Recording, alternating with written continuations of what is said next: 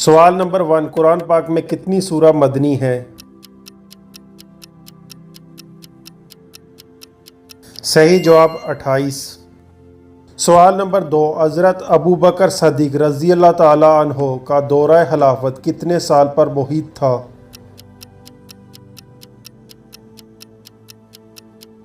صحیح جواب 2 سال۔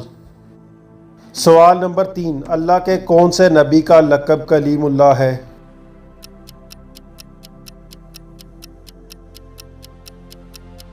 صحیح جواب حضرت موسیٰ علیہ السلام۔ سوال نمبر 4، قرآن مجید میں کتنی آیات ہیں؟